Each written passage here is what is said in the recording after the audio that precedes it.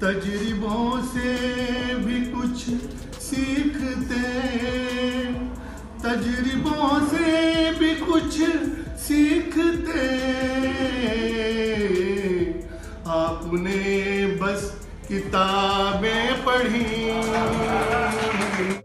चौधरी चरण सिंह विश्वविद्यालय के उर्दू विभाग में आज उर्दू विभाग अध्यक्ष प्रोफेसर असलम जमशेदपुरी की नई पुस्तक बहरूपिया का आज विमोचन किया गया। इस मौके पर प्रसिद्ध शायर नवाज देवबंदी ने कहा, हिंदी उर्दू आपस में हैं, आपस में रहेंगे। हमें साहित्य का गठन के लिए ये सोचना चाहिए कि सरल भाषा में साहित्य का गठन किया जाए ताकि आम आदमी का इसकी पहुँच हो और लोग इसे जुड़ सकें। जब तक हिंदी उर्दू एक मंच पर रहेगी, एक साथ रहेगी, ना देश को कोई तोड़ सकता है, ना भाषा को कोई तोड़ सकता है, ना ही कोई समाज को तोड़ सकता है। आज के प्रोग्राम के ज़रिए हमारा यही मकसद है कि हिंदी उर्दू वाले भी करीब आए और हिंदू और मुसलमान दोनों करीब आए। आपस के जो उनके इख्तिलाफात हैं उनको बुलाकर सियासत ने हम लोगों को अलग किया है, हम सियासत में ना पड़े और अदब के ज़रिए।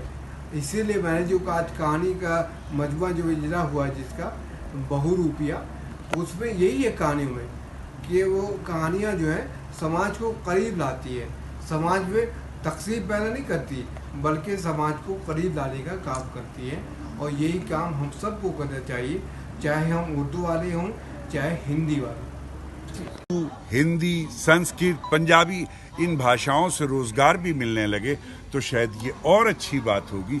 लेकिन बहुत ज़्यादा अच्छी बात से पहले अगर कम कोई अच्छी बात हो रही है तो हमारी अपनी जिम्मेदारी है कि हम अपनी नई नस्लों को उर्दू हिंदी एक साथ सिखाएं। एक बहुत अहम सवाल है कि जो साहित्य आजकल लिखा जा रहा है उसमें जो नए उम्र के बच्चे हैं, छोटे बच्चे हैं, बड़े बच्चे अंडर 35 वाले हैं, उनके लिए लोग क्यों नहीं लिख रहे? ज़्यादा हम वही पढ़ते आ रहे हैं, ये हाई स्कूल इंटर में भी पढ़े, अब BA में पढ़े, अब नए बच्चों को कैसे अटेंड करेंगे सर? देखिए, बहुत अच्छा सवाल आपने किया है। हमारी बदनसीबी ये है कि हमारे लिखने वाले जो हमारे बड़े लोग हैं उन्होंने बच्चों के साहित्य को बहुत छोटा समझा है। और मैं आपको एक बात बताता हूं कि मेरे बचपन का ज़माना था जब हमने गज़ल लिखनी शुरू की तो जिस अखबार को, जिस रिसाले को, जिस मैगज़ीन को भेजते थे वो जवाबी लिफाफे के साथ वापस आ जाती थी। मैं बहुत मायूस था कि कहीं गज़ल ही नहीं छपती थी। मैंने एक बुज़ुर्ग से कहा कि मेरी गज़ल कहीं छपती नहीं, क्या करूं? तो उन्होंने कहा एक मैदान बहुत खाली है, अगर काम कर सको। तो मैंने कहा बताइए। उन्होंने कहा कि बच्चों के लिए लिखा करो। बच्चों के लिए लिखने से सबसे बड़ा तो फ़ायदा ये होता है कि शब्दावली बदल जाती है। जब हम ये सोचते हैं कि मेरा सामने वाला, मैं जिससे संबोधन कर रहा हूँ, उसकी उम्र 8 साल है, तो मैं अपने शब्दों को हल्का करने लगता हूँ। जो भाषा की संकीर्णता है उसको हल्का करता हूँ। तो मुझे ऐसा लगता है कि सामाजिक भाषा का सर्जन भी होता है, पैदाइश भी होती है, जन्म भी होता है। तक हम कैसे एक साथ लाएंगे? मोहल्लों में बोलने से तो नहीं बनेगा। जब तक बच्चा उसको पढ़ेगा, उसको नौकरी लगेगी, उसको जॉब मिलेगा, ये दोनों ही लैंग्वेज के साथ यही प्रॉब्लम आ रही है। देखिए, मेरा ख्याल से जबानों के साथ ये उम्मीद करना कि जॉब ओरिएंटेड जो हो, ये तो उनके साथ ज्यादती है। ये तो स्वार्थ है। जबानों के साथ ये नहीं होना चाहिए कि भाई हम अगर नौकरी मिलेगी तो ज़बान इख्तियार करेंगे। ज़बान एक कल्चर है, एक तहजीब है, एक परंपरा है, एक संस्कृति है। तो इसको अपनाने के लिए क्या ज़रूरी है कि नौकरी मिले? यूनिवर्सिटियों में इनकी स्टूडेंट की संख्या बहुत कम है। देखिए, ये सब चीज़ें, ये समस्याएं, ये मसाइल अलग हैं। लेकिन मैं ये समझता हूँ कि आज की नई पीढ़ी को ज़बानों को इस परिप्रेक्ष्य में और इस दायरे में रख कर नहीं हासिल करना चाहिए, वरना बहुत सारी चीज़ें परेशान कुन हो जाएंगी। बहरहाल आपका इशारा सही है कि अगर किसी ज़बान के हवाले से रोज़गार मिलता है तो उसके फ़रोग़ को और तरक्की मिलती है। लेकिन समाज में रहने के लिए बहुत सारी चीज़ें की ज़रूरत होती है। मैं तो एक बात महसूस करता हूँ कि आप में से भी बहुत सारे लोग होंगे कि अगर 2 भाषाएं जानते हैं तो आप 2 मेंटलिटी को एक साथ जीते हैं, 2 विचारधाराओं को एक साथ जीते हैं। और शायद ये 2 विचारधाराओं को एक साथ जीने का नाम ही हिंदुस्तान, भारत और इंडिया है। तो इसलिए हमें इससे बेनियाज रहना चाहिए।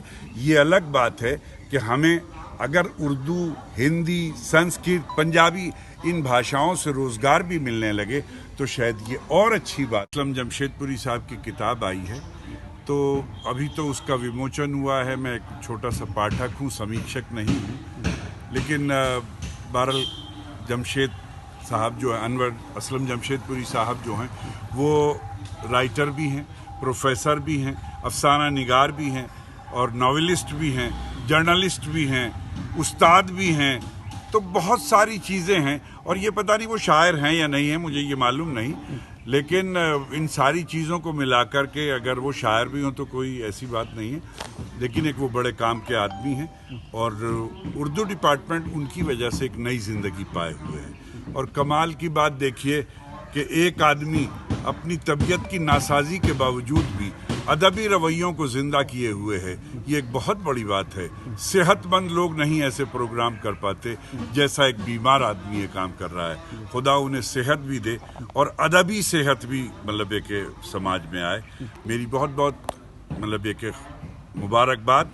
और बात ये है कि मैं बहुत दिन से इस बात का पक्षधर हूँ कि हिंदी और उर्दू एक मंच पे आए तो ये कड़वाहटें दूर हो जाएंगे। जब हम हिंदी और उर्दू वाले एक साथ बैठते हैं तो हिंदी वाले हमें देख के शर्माने लगते हैं और हम हिंदी वालों को देख के शर्माने लगते हैं, तो हम फिर वो कुछ बोलते हैं जिसकी समाज को ज़रूरत है। तो इसलिए बेहतरीन बात यह है कि हमारी ज़िंदगी का मंच हो या साहित्य का मंच हो, लेकिन हम दोनों एक जगह बैठे। कैमरामैन विकास गुप्ता के साथ ज्ञान प्रकाश, जनवाणी न्यूज।